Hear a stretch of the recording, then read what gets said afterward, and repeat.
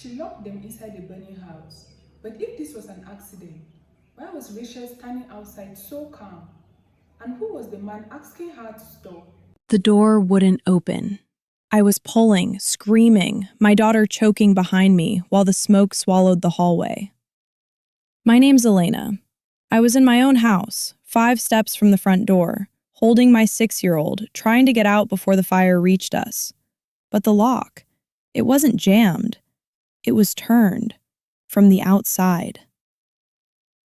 She did it. My sister had just walked out minutes earlier. No warning, no panic, just gone. And suddenly we were trapped inside while everything started burning. "Mommy, I can't breathe!" I grabbed my phone, no signal. I slammed the door again, harder, screaming her name. Then I heard something that didn't make sense. Not footsteps running away, footsteps stopping, right outside the door. I froze. For a second, I actually thought maybe she was trying to come back. Maybe Vanessa realized what was happening and was reaching for the handle. "Vanessa!" I shouted, pressing my ear against the door despite the heat building through the wood. "Open it! Please! Sophia can't breathe!" Sophia's fingers were digging into my neck now, her whole body shaking against me. Her breaths were short, broken. Every inhale sounded like it hurt.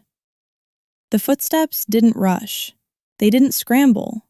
They just lingered, right there, on the other side. Like she was standing still, listening. My chest tightened, something cold cutting through the panic. "Vanessa!"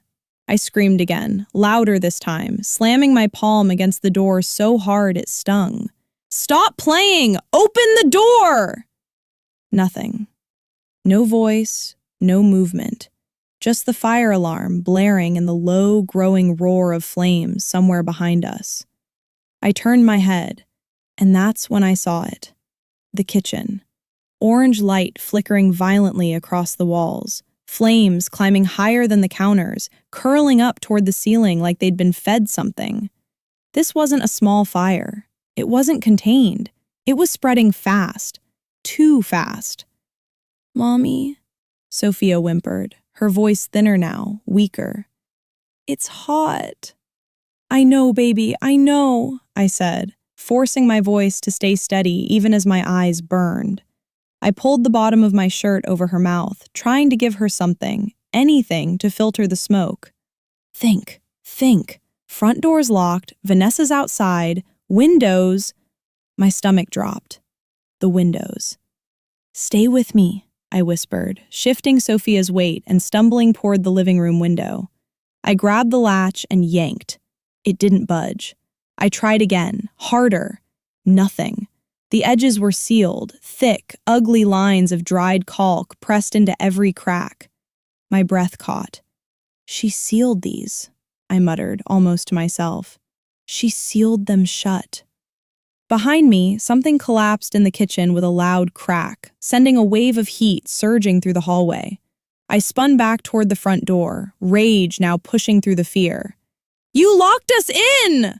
I screamed, my voice breaking. "Vanessa, what are you doing?" This time, the footsteps moved, not toward the door, away from it, slow, calm, fading. And in that moment, standing there with my daughter choking in my arms, the fire closing in, I understood something I couldn't unthink. She meant it. She wasn't coming back. She never was. But one question hit harder than the rest. Why would my own sister stand outside and listen to us burn? She didn't just leave that night. She'd been setting it up. 3 days earlier, Vanessa showed up at my door with a suitcase and that same easy smile, like nothing in the world could touch her. "Just a few nights," she said, already walking past me into the house. It wasn't unusual. Vanessa always came and went like she owned every space she entered. I stopped arguing about it years ago. But this time, she paid attention to things she never cared about before. "What time do you usually get home from work?" she asked, leaning against the kitchen counter while I made dinner. "6, sometimes later," I said. Why? Just wondering. Later that night, she asked about Sophia's school schedule. The next morning, it was about bills. Then, over coffee, she casually said, "You still have that life insurance policy, right?" I remember laughing, confused. "Yeah, why are you asking that?" She shrugged. "You're a single mom. You have to think ahead." It should have felt responsible. It didn't. That same afternoon, I caught her standing on a chair, replacing the batteries in the smoke detector. "Relax," she said when she saw me watching. "I'm helping you out." Except she didn't replace all of them. And later, she insisted on sealing the windows shut. "For insulation," she said. I didn't fight her. I should have. Because now, standing in that smoke-filled house, struggling to breathe, I remembered something else. When she walked out that night, I heard the lock click. The back door had to work. I dropped low, pulling Sophia down with me as the smoke thickened, crawling across the ceiling and sinking fast. "Stay close," I whispered, guiding her through the hallway, every step slower, heavier. The heat was getting worse. We reached the back door. I grabbed the handle and twisted. Nothing. I yanked harder. "Come on, come on!" It didn't move. Locked. My grip loosened for a second as the realization hit again, harder this time. Not one door. Both. "Mommy," Sophia's voice cracked, barely there now. "I feel sleepy." "No, hey, look at me." I cupped her face, forcing her eyes open. "You don't sleep, okay? Stay with me." Think. There was one more option. I stumbled toward the laundry room, dragging a chair across the floor, the legs screeching against tile. The small window above the washer, old glass, thin. I swung the chair. It bounced. Again, harder. A crack. On the third hit, it shattered. Cold air rushed in like something alive. I lifted Sophia first, ignoring the glass cutting into my palms. "Go, run to Mrs. Carter's house. Don't stop." I pushed her through, then hauled myself up, just as flames burst into the hallway behind me. I hit the ground outside, gasping, lungs burning, pulling Sophia close.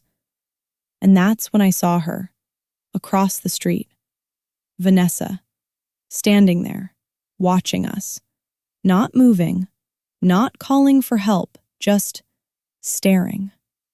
Our eyes met. She smiled, then turned and walked away. Sophia almost didn't make it through the night. The doctor said it flat, like a fact, standing at the foot of her hospital bed while machines hummed around her. Smoke inhalation was severe. You got her out just in time. Just in time. I sat there, still smelling like ash, watching her chest rise under that mask, slow and uneven. Every second felt borrowed. "She locked us in," I said, my voice rough. My sister locked both doors from the outside. The police officer across the room didn't interrupt this time. He just wrote it down. Hours later, he came back. Different tone. "We checked the property," he said. "Front and back doors. Both had external locking mechanisms engaged." My stomach dropped, even though I already knew. "And there's more," he added. "Fire investigators found traces of accelerant in the kitchen." Not an accident. Not even close. I closed my eyes, and suddenly every small thing from the past few days started lining up in a way that made my skin crawl. The questions, the windows, the detectors, the insurance. "Did she access your documents recently?" he asked. "Yes," I said immediately. "She was in my office 2 days ago." He nodded slowly. "We found evidence she looked at your life insurance policy." My chest tightened. "And guardianship paperwork, naming her as your daughter's backup." Everything went quiet in my head. Then he said something that didn't fit. "We found your sister." I looked up. "Where?" He hesitated. "She came back to your house this morning." A pause. She's telling people she tried to save you. She was already surrounded when I got there. Fire trucks, police, a small crowd that hadn't gone home yet. And right in the middle of it, Vanessa, sitting on the curb with a blanket around her shoulders, talking to an officer like she belonged there, like she'd been part of the rescue. She went back inside, someone nearby whispered. Tried to help them, I heard. My grip tightened around my bag as I walked closer, every step steady, even though my chest felt like it might cave in. Vanessa looked up. For a split second, something real flickered across her face. Shock, maybe even fear. "Elena," she said, standing up too fast. "Oh my God, you're okay." I stopped a few feet away from her. "You locked us in." The officer between us shifted slightly, attention sharpening. Vanessa shook her head immediately. No, that's not what happened. I went outside to get help, and when I came back, the door wouldn't open. That's a lie. My voice didn't rise. It didn't need to. At that moment, one of the fire investigators approached, holding a clear evidence bag. Inside it, a house key, slightly blackened, recognizable. "We found this across the street," he said, looking between us. "Matches the front door." The air changed. Vanessa's words stalled in her throat. "You locked it," I said, holding her gaze. "Then you threw the key." "I panicked," she started, but the officer cut in. "There's also confirmed accelerant use inside the kitchen," he said, "and records showing you accessed her insurance documents days before the fire." Vanessa's composure cracked completely now. Her breathing turned sharp, uneven. "This is insane," she muttered. "You don't understand." "And the guardianship papers?" I added. "You were setting yourself up to take Sophia." Silence. No denial this time. Just that look, tight, cornered, exposed. Then she snapped. "I did what I had to do," she burst out, grabbing my arm. "You were struggling. You would have lost everything anyway. This was a way out." The officers moved instantly, pulling her back, forcing her down as she fought against them.